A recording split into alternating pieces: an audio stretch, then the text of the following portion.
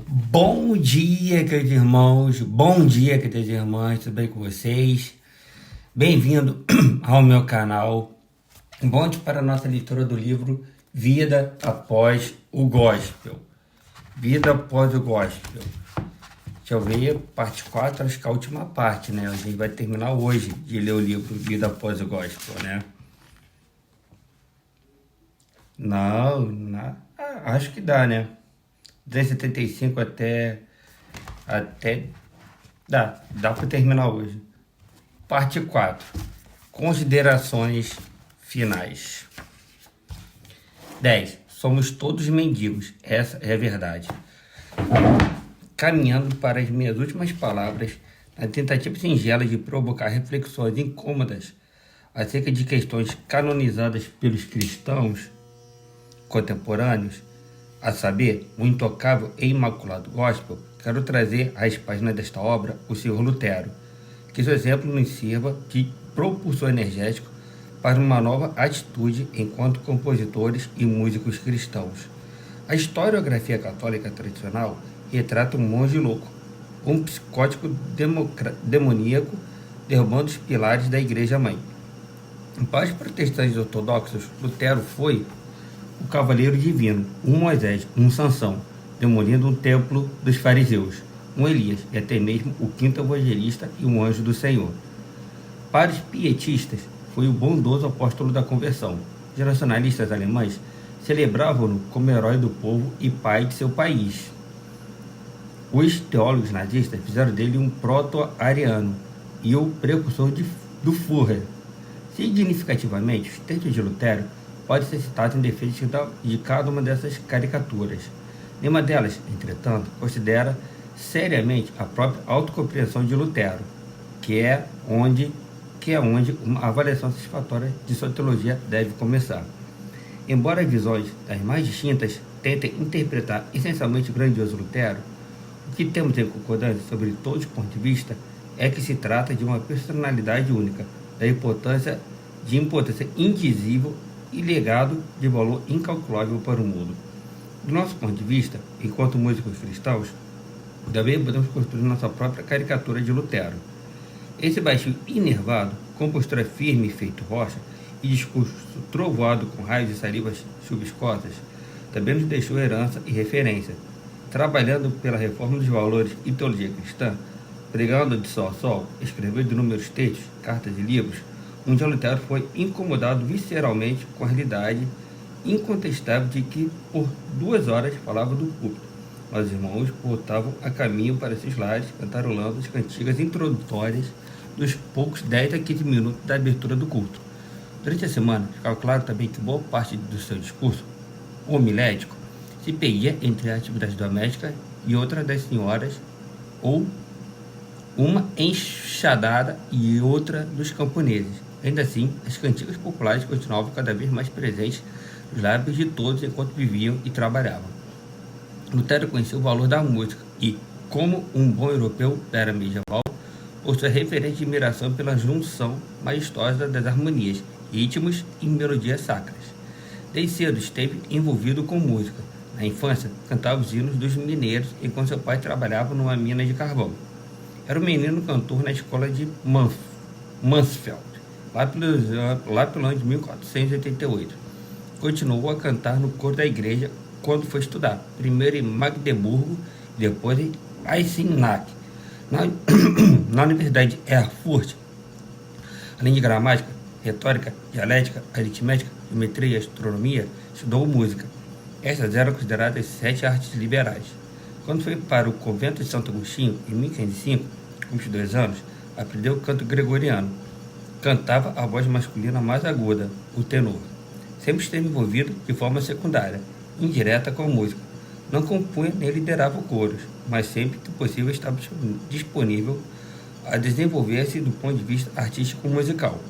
Porém, com todo o trabalho do pastoreio, com os conflitos políticos e religiosos que enfrentava diariamente em suas atividades, por muito tempo Lutero deixou de praticar seu hobby musical.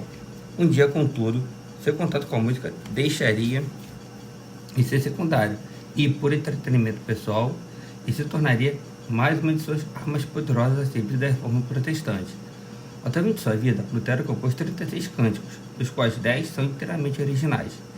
Quase todas as suas composições foram produzidas em 1524. A primeira foi em agosto de 1523, um mês depois do trágico acontecimento que lhe serviu de inspiração, o martírio de 2 jovens cristãos protestantes em Bruxelas, mortos pelos sofistas de Louvain.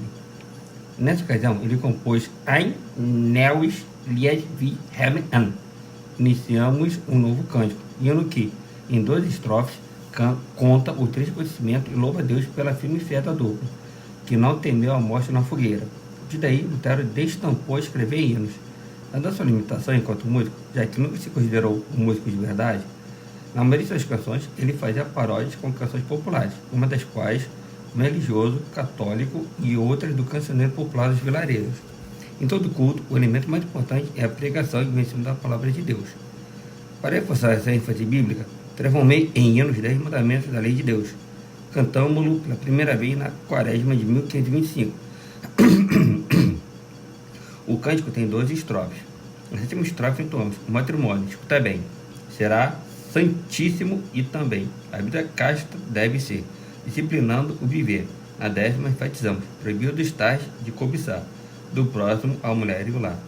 O bem que quer teu coração, também farás a teu irmão. Em vez de polir ainda mais o valor do púlpito e das Sagradas Escrituras, Lutero não espera até que um bom compositor se converta e tenha o tino de cooperar com o desenvolvimento da fé dos santos e o progresso da reforma, fazendo hinos autorais. Ele carrega essas mangas e dá o pontapé inicial em mais desse pilar da reforma. Em 1524, Lutero fez hinos baseados em salmos, traduziu e adaptou hinos que já existiam em língua latina, ampliou corinhos e antífonas existentes em língua alemã e preparou também hinos para dias festivos e hinos didáticos que ensinam o catecismo. Os primeiros hinos foram impressos e distribuídos em folhas avulsas. Em 1524, 8 dessas folhas foram unidas num caderno com o título Alguns Cânticos, Hinos e Salmos, conforme a palavra de Deus. No mesmo ano de 1524, ainda foram editados em Erfurt o manual com 5 hinos, e em Wittenberg o primeiro inário luterano com 32 hinos em alemão e 5 em latim, sendo grande parte da autoria de Lutero e os demais de músicos e amigos que ele já havia influenciado com a visão de pregar no meio da música popular. Em 1529, seguiu outra edição de um inário em Wittenberg.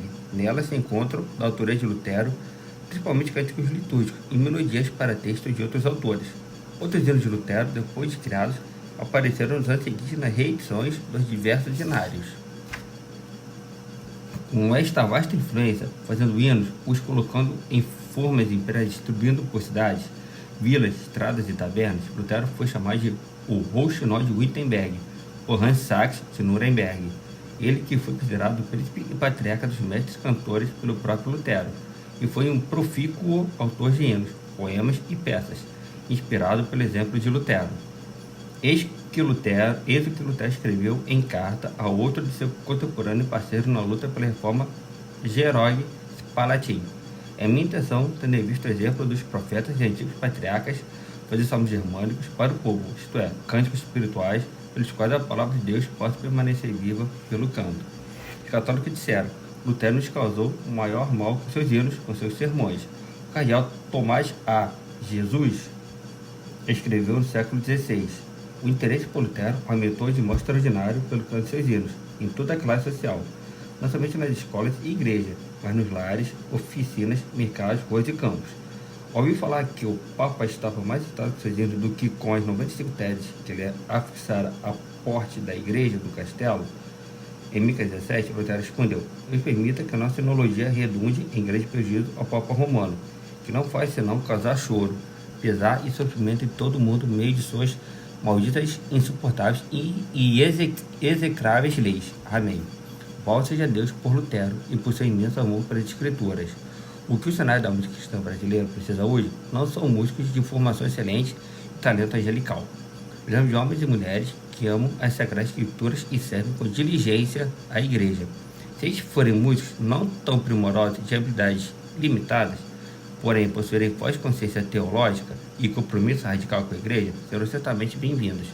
Espero de todo o meu coração que você seja despertado e tome o exemplo de Lutero para si. Ele compreendeu que ideias complexas como os exaustivos tratados teológicos com os quais ele vinha lidando diante dos teóricos e do clero serão mais facilmente compreendidas pelos simples, por meio de melodias e rimas. Não era sobre isso que se tratava a reforma. Libertado do cárcere monástico, as grandiosas verdades do Evangelho deixaram livres pelos campos, invadindo os ouvidos dos simples, enraizando-se nos seus porões de alma. Lutero, com a imprensa, traduziu as escrituras para a língua do povo e, depois, com as canções, traduziu suas doutrinas para as suas almas. O Brasil possui um vasto compilado de leis e artigos que visam a ética e a moral da nação. A construção de volumes filosóficos sobre ética são incompreensíveis ao povão. São tratados históricos de grandiosa coerência e beleza literária, mas não são um toque que cabe sob uma leitura simples para o cidadão comum. Dessa forma, em teoria, nossa nação é o que a Constituição define que deva ser, mas na prática somos mais parecidos com as nações festas da Janita, e com o funk do morro. O brasileiro é o que canta. Ele é o sonso das canções de samba de roda mineiras, é o malandro do funk carioca e o intelectual de sabedoria de portas de banheiro e banheiros da MPB produzem.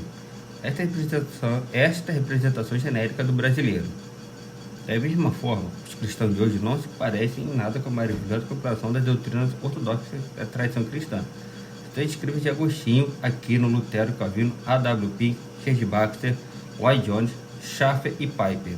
Mesmo assim, a gente queima todo dia 1000 bibliotecas de Alexandria. Ligamos nossa playlist para ver como os nossos contribuintes definem o cristianismo. Nos parecemos, de forma geral, com o que ouvimos no repertório gospel. Por isso somos cada dia mais vaidosos, egocêntricos, desequilibrados e incapazes de ceder ou reconhecer a nossa humanidade uns para os outros. A gente quer manter a pose de estrela gospel sem nunca ter lançado um disco, mas é que os observamos com tanta frequência que nos tornamos parecidos com eles. Oxalá observássemos a Cristo, sua palavra, e lêssemos as doutrinas dos santos homens que ao longo da história cristã o refletiram com tamanha nobreza de pensamento. E por falar em observar os antigos, comecei este capítulo apresentando um texto que demonstrava as tantas formas diferentes e os vários pontos de vista sociais leem Lutero. Para uns é um louco, para outros um salvador messiânico. Mas, e para Lutero, quem ele era? Como Lutero se via? Depois de tanto serviço ao reino, depois de tantas canções e sermões eternizados, morre em dores abdominais terríveis, em sua cama recitando os salmos, o grandioso reformador. Enquanto Lutero já em seu leito, seus amigos encontraram as seguintes palavras rabiscadas num pedaço de papel deixado sobre a mesa ao lado de sua cama. Ninguém pode entender Virgílio e suas bucólicas e geórgicas sem primeiro ter sido pastor ou fazendeiro durante 5 anos. Ninguém tem Cícero em suas casas, a menos que tenha se engajado em negócios públicos de alguma importância por 20 anos. Ninguém supunha que provou da escritura sagrada o suficiente até ter governado as igrejas com os profetas ao longo de 100 anos. Portanto, algo de maravilhoso. Primeiro em João Batista, segundo em Cristo, terceiro nos apóstolos. Não coloque tuas mãos sobre essa divina Eneida, mas ajoelha-te diante dela e adora cada traço. Somos mendigos, essa é a verdade. Somos mendigos, foi a conclusão final que Lutero chegou de si mesmo. O pecado de Lutero não se encontra na santidade de sua vida. Suas máculas foram muitas, seus vícios, às vezes, mais visíveis do que suas virtudes. Seu legado também independente, por fim de suas vastas realizações como reformador e teólogo. O verdadeiro legado de Lutero é sua percepção espiritual do caráter gracioso de Deus em que Jesus, o Deus que nos ama e nos sustenta até a morte, e, então, até a vida eterna. Somos mendigos, todos nós, os que cantam e produzem gospel e os que se indignam e buscam transformar esta realidade apodrecida. Que pela graça corramos, a exemplo de Lutero, em busca de uma inologia sã que produza caráter aprovado dos santos, em alegria jubilante na redenção de Cristo Jesus, e que, depois de tudo, em nossa lápide não tenha grandes ovações, mas somente isto, como os mendigos, essa é a verdade. 11. Vida após o gospel. Obrigado por chegar até aqui, caro leitor. Com minhas últimas palavras, para deixar um encorajamento para que você siga seu caminho pós-gospel. Em primeiro lugar, quero te desafiar a fazer um exercício. Passe um bom tempo, sem escutar música gospel, ou seja, música mercadológica. Essa galera famosa, que tem milhões de visualizações no YouTube e milhares de seguidores nas redes sociais. Como já vimos, não há nada de mal necessariamente em ouvi-los. Existem muitos que são equilibrados e mesmo entre os mais prejudiciais existem boas canções. Assim, com o intuito de te fazer conhecer o que existe no pós-gospel, pediu que você simule sua morte para o gospel. Apague do seu celular estas canções radiofônicas e, se você usa alguma plataforma digital, ela te playlist recheadas de gospel. Parece tipo uma brincadeira chata, mas quando você fizer isso, irá descobrir um mundo incrível, maravilhoso de verdades e autenticidade. Se a música fosse um mundo, o mercado gospel consideraria a único país, dos mais pequeninos. Seria algo tipo o Peru. Você vive ali, na Gospelândia, do tamanho do Peru, e acha que já viu tudo da música cristã. Pense de novo, o que estou te fazendo é isso: mochila nas costas, passaporte nas mãos e um coração sensível para provar das experiências mais belas e surpreendentes que uma volta ao mundo pode lhe proporcionar. Ao término de um longo período vivendo essa experiência, volte para casa. Depois de rodar por vários países e de expandir sua consciência de música cristã, fica à vontade para voltar para casa do gospel. A pequena e insossa Gospelândia. Você até vai curtir uma rua aqui ou um ponto turístico ali, mas não verá a hora de romper os limites através de conhecer ainda mais, desbravando, feito um explorador, o que é de mais orgânico, real e artesanal na música cristã. Crie sua própria playlist, que está chamada de Vida após o Gospel ou Pós-Gospel. Sei lá, invente, seja criativo. Aqui vai alguma sugestão de canções do pós-gospel para você. Lembrando que você ficou tempo demais na caverna escura do gospel. Ao sair, você acomodará um pouco. Você vai ter essa dificuldade para chegar e vai querer voltar para o conforto do escuro gospel. Mas não faça isso. Espere um pouco. Escute cada disco e cada canção mais de uma, 2 ou 3 vezes. Deve treinar seus ouvidos para o que vai receber de letra. Treinar sua mente a entender o não convencional e, acima de tudo, treinar o seu coração a escutar por trás da música.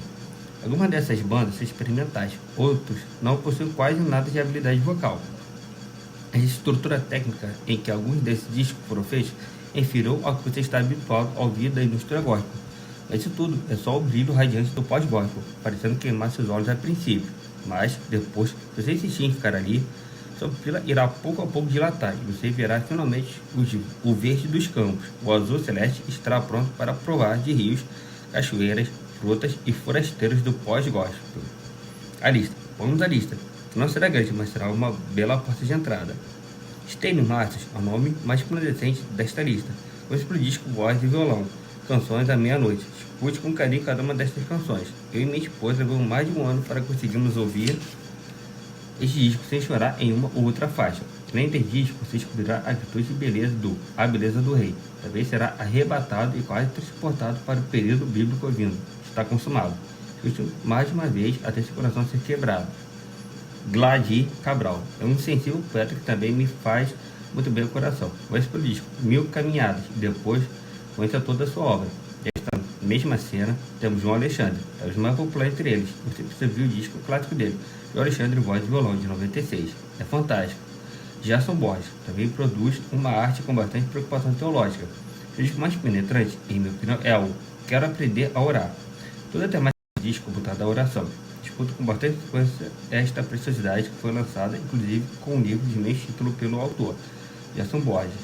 Ramon Souza é um baiano que acaba de chegar no cenário da música pós-gospel, com seu primeiro disco autoral, Caminhante, aprecio com carinho. Antognoni Misael é o organizador e compositor de um projeto musical intitulado Som Discípulos, que conta com a participação de vários cantores e possui uma estética admirável, além de uma temática acerca do discipulado tratada de forma responsável. Lucélia Guedes, uma artista plástica, cantora e compositora piauiense. Você canta com muita poesia e sofisticação por meio de seus 2 discos já lançados em todas as plataformas digitais. Para terminar a primeira categoria de indicações, trago o mineiro Ramon Goulart, com sua poesia teológica e suas melodias sensíveis. Delicie-se com discos sobre o modo elevado. Cada um pouco desta cena, embora seja vá descobrir rapidinho que estes camaradas possuem muitos dos seus pares, explore essas pilhas por si mesmo. Vamos a uma cena mais alternativa. Ouça a banda Prumo.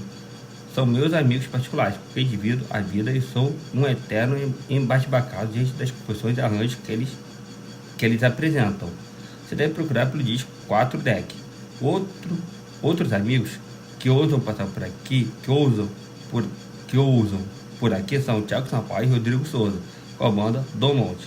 O disco Peregrino é muito especial. O Canto Verbo é outra excelente opção de música cristã poética comprometida com a teologia sadia. No estilo experimental, temos também a banda que infelizmente acabou, Simonami.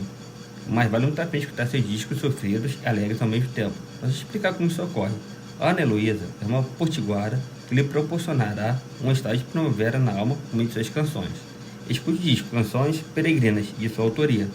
Crombie, a banda do Paulo Nazaré, também está nesse meio aqui. Não deixe ouvi-los, e quando passar por lá, gaste um tempinho degustando, sem vaidade, minha música preferida. Embora o disco Casa Amarela seja meu preferido, escute tudo desses cariocas. E, óbvio, tem que citar que aqui talvez seja a mais conhecida desta cena, Lorena Chaves. Depois de singela, sempre autêntica e verdadeira. Se possível, vá ao show dela. Você vai morrer de rir, uma verdadeira comediante entre uma música e outra. Milton Neto é um solista de notável talento para MPB, com uma voz de tonalidade aguda e inconfundível, que lançou o disco Cielo há pouco tempo. Vale muito a pena conhecê-lo. Muito não quiser colocar nesta lista de um jovem extremamente talentoso, grande amigo pessoal, é o João Manu. O meu disco, Ecoar, é um projeto bem inovador, onde cada faixa é uma homenagem ao pensamento de um grande nome da teologia cristã. Lá do Rio Grande do Sul temos o desconhecido Luan Costa. Muita sensibilidade nas poucas canções lançadas, um estilo bem autobiográfico, usando o folk. Ainda entre os jovens cristãos, poetas, você vai encontrar a banda Alforria. A todo semana deste livro, só há um EP com 5 canções lançadas, mas uma escrita experimental incrível, apesar de serem poéticos, são bem explícitos quanto à mensagem de Cristo. Achei isso bem válido. Duas Cidades é o projeto duo dos irmãos Miné e Marcelo, com canções sensíveis e com cara de fim de tarde. Nós em Um é outro duo de canções poéticas bem flexíveis e vem de Natal, e estão disponíveis também nas plataformas digitais. Também na cena das canções mais poéticas e experimentais, temos o EP Fenda, da banda Em Busca de Sofia. As canções possuem quase sempre um toque das questões filosóficas mais elementares. Para terminar essa categoria de indicações, deixo aqui uma das bandas do Nordeste, mas quero bem, a banda Alumiar. Eles carregam na música a estética nordestina e no peito o desejo pela salvação do sertanejo. Uma terceira cena pós-gospel que quero dar referências é aquela mais voltada para canções congregacionais. Começo pelo mais valioso, Som da Vila. É o pessoal responsável pelo louvor da comunidade da vila pastoreada pelo Paulo Nazaré. As canções são muito adequadas ao culto. Simplicidade, teologia com verdadeiro espírito comunitário, sendo uma canção cantada na primeira pessoa singular, todas sempre a partir da expressão do plural. Esses discos não são apenas aconselháveis ao seu repertório, são indispensáveis. Daniel Souza, que desde a década de 90 tem abençoado a igreja brasileira, com canções congregacionais incríveis e letras sempre muito necessárias. Ainda hoje compõe, canta e serve de referência musical para a igreja. Ouça toda a sua obra, mas pela canção Últimos Dias. Procure também por um bom amigo que fiz em minha jornada, o Wellington Filho. O disco Primeiros Frutos dele é arrebatador. Serve muito para repertório congregacional. O projeto Sola, de Guilherme Andrade, de Guilherme Yamarino, é outro exemplo de boa música pós-gospel, que serve o repertório congregacional com muita autenticidade e composições centradas nas escrituras. Banda Graça, de Campina Grande, Paraíba, é exemplo de jovens comprometidos com boa música cristã para o contexto eclesiástico. O disco dele, de Escravo da Graça, tem excelentes opções de canções joviais, que podem e devem ser cantadas no culto. Teto de Conto é um ministério de louvor de Campina Grande, Paraíba, liderado por Gleidice Bernardes, que está comprometido visceralmente com a missão da igreja. Suas canções são verdadeiros desafios ao ostracismo cristão, sempre com pinceladas dos ritmos nordestinos, o que deixa sua obra ainda mais autêntica. Banda Reino também faz parte desse pessoal que compõe congregacional e estão fora dos circuitos viralizados. Eles estão começando ainda mais, já demonstram muito potencial nesse estilo de composição. Por último, nessa sessão congregacional, vai encontrar os paulistanos da banda Purples, da Igreja Presbiteriana em Limeira. Canções congregacionais bem joviais, muito úteis a toda a igreja. Os sonhos desses jovens, engajados no serviço cristão, é contagiante, experimente. Aí estão 31 nomes com seus álbuns pós-gospel para você deliciar e se desintoxicar para os próximos meses. Também cada nome desse citado lhe levará a mais 3 ou 4 nomes. A exploração será uma grande aventura. Boa viagem de vida. Se é o Spotify, prepare uma playlist com músicas de todos os artistas e que está o código para escaneamento. Para Spotify, clique em buscar, toca no ícone da câmera superior direito, escaneie o código acima. Você será direcionado para a playlist do Vida Após o Gospel. Entre na lista. Para você, músico cristão pós-gospel, que tem uma banda ou deseja de gravar suas próprias canções, também quer deixar um incentivo mais sincero. Entre nessa playlist, acompanhe canções preciosas, grave-as, arrisque-se. Não vou mentir para vocês, é uma vida árdua e difícil. A gente tem que compor, arranjar as músicas, sair em lugares emprestados, gastar dinheiro com estúdios, depois a gente tem que fazer a arte do cartaz, divulgar nas redes sociais para nossos míseros 300 contatos que visualizam e não têm coragem de compartilhar a imagem, comentar e curtir para impulsionar. Depois a gente tem que ir atrás de ligar o som do evento, limpar as cadeiras e varrer o chão. E a gente meio que faz de tudo um pouco, depois tem que começar a cantar sem um pio de voz, que de tanto que já correu, se estressou e suou. Mas é recompensador. Só tinha 30 pessoas no seu primeiro show. Isso é maravilhoso. 30 pessoas acreditaram em você e na sua arte. Continue, se dedique à teologia, se dedique à música, esqueça o padrão gospel. E os objetivos gospel. Seu objetivo deve ser outro. Fazer a arte a sua arte. Te define. Te define. Isso vai vender o sucesso ou ser admirado, sabe, os conterrâneos, é secundário. Eu já gravei muitos discos e cantei bastante, mas meu público de verdade é o pessoal da minha região. Não sou triste por não ser conhecido no Brasil, sou feliz por ser apoiado por alguém. Mude o ponto de vista e veja quanta honra temos de poder, por meio de valor de cristianismo, expressar nossa própria arte ao mundo. Diz que o Senhor te recompense como ele julgar melhor e confie no seu juízo sempre. Deixando um conselho em forma de exemplo, não fico sozinho. Aqui na região, nordeste do Brasil, começamos há alguns anos a nos reunirmos informalmente como banda de cantores independentes fracassados. E por tempo tivemos a ideia de organizar uma conferência na cidade com o intuito de dividir o nosso público uns com os outros e promovemos uma boa música cristã nordestina. E tinha aqueles que me ouviam. A banda Arrava tinha mais um pouquinho dos seus. A banda Prumo tinha os seus. Bonavide, os seus. E assim, em um evento de 3 dias, a gente reuniu na primeira edição da conferência 300 pessoas. E acreditávamos nisto. Pareceu o céu para todos nós. Uma conferência de 3 dias, senão da música gospel, onde a primeira regra era tocar apenas músicas autorais. Ou seja, o público não iria conseguir cantar junto à maioria das canções. E somar o número de 300 pessoas foi incrível. No ano seguinte, alcançamos um pouco mais de espectadores. Na última edição, tinha um pouco mais de 500 pessoas no evento. Das 3 edições da conferência offline, lançamos Balancejar muita música boa, autoral, de cunho artístico e preocupações teológicas. Prumo, Arrava, Bonavide, Wellington Filho, J. Carlos, Thiago Wesley, por exemplo, já tinha que se juntar nesse coletivo independente. Paralelo a essa iniciativa, resolvemos também criar nosso próprio selo musical. Não um selo comercial, mas um selo de referência. Criamos o Candeeiro Canções, que mais tarde tornou-se o Candeeiro Coletivo. Assim, cada um de nós que lançasse o disco possuía na parte de trás do selo da Candeeiro. Com esse selo, não estava sendo dito que aquele disco ou banda ou cantor estava sendo apresentado comercialmente por uma empresa de disco fonográfico. Não somos tão suficientes financeiros para tal. Com esse selo dizemos que disco artista ou cantor pertence a um time, faz parte daquele povo nordestino que se juntou para valorizar a boa música cristã pós-gospel. Faça algo semelhante em sua região. O artista tende a se isolar por se considerar superior aos seus iguais. O artista cristão deve se juntar, considerar que estão todos debaixo da graça e dependendo do favor e misericórdia divinos. Cobertura sua própria cena musical. Evite convidar para a parada gente mesquinha ou arrogante. Procure por seres humanos, gente que é gente de verdade. Talvez nem sejam os mais talentosos da região, mas serão o que são. E nada é mais verdadeiro do que o ser.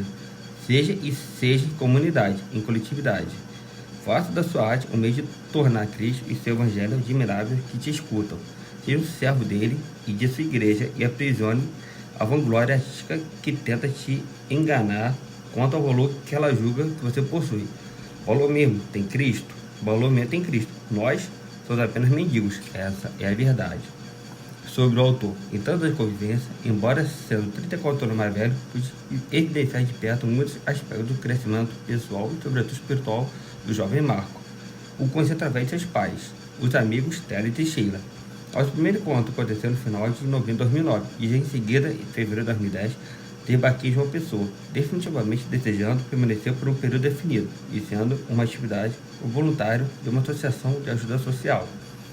E isto se deu à nossa convivência, bastante difícil, em seu começo, dada a distância geracional. O jovem Marco, muito quieto, viu-se só, tendo que conviver debaixo de um meio teto com um desconhecido de origem alemã e sem chegado. Só não sabia ele que ali estava sendo construída uma amizade degrau por degrau, mesmo que as tuas e hoje perfeitamente fortalecida pelos laços do nosso Senhor. A conversa nos ensinou que o respeito, consideração e cordialidade jamais deve ausentar-se de qualquer relacionamento. O tempo passou o equilíbrio encontrou-se em seu espaço. Marco casou-se com Monique. A família tornou-se formou os resgates de João Teres, depois Teófilo e por fim Miguel, filho que não ficou, pois recebeu antecipadamente o grande privilégio de estar nos braços do Senhor. Salto que toda irreverência que havia naquele jovem amadureceu e hoje o temperamento que não era fácil transformou-se em piedade. Contigo venceu as ações alguém que faz a obra no formato verdadeiro, sem toda a pompa que os religiosos insistem em impor. É um homem livre quanto ao Evangelho, que deu o sentido e significado do mesmo. Faz ele reconhecer que é amado pelo Senhor, talvez se tornou qualificado em esperança e fé, essencialmente necessário para seguir o caminho. Diz que muito está por vir, diz que o Marco, dentro de sua capacidade, pode alçar altos voos, os quais, por vez, uso como advertência a seguinte orientação: será que alçar tais voos é importante? Será que vale a pena? É uma decisão que só ele poderá responder. Desejo todo sucesso em sua caminhada, e tal desejo conserva em meu coração desde a primeira vez que nos vimos. Walter Trepton, meu querido irmão de Jesus, verdadeiro pastor para minha casa, vizinho querido com quem sempre amarei dividir as manhãs de devocional e cafezinho. Bom, a gente acabou aqui a leitura do livro Vida após Golpe de Marco Teles. Valeu, gente, até a próxima. Ó, se inscreva no canal, dê o like, compartilhe esse vídeo, deixa aí nos comentários o que você achou dessas leituras. Um abraço, até a próxima.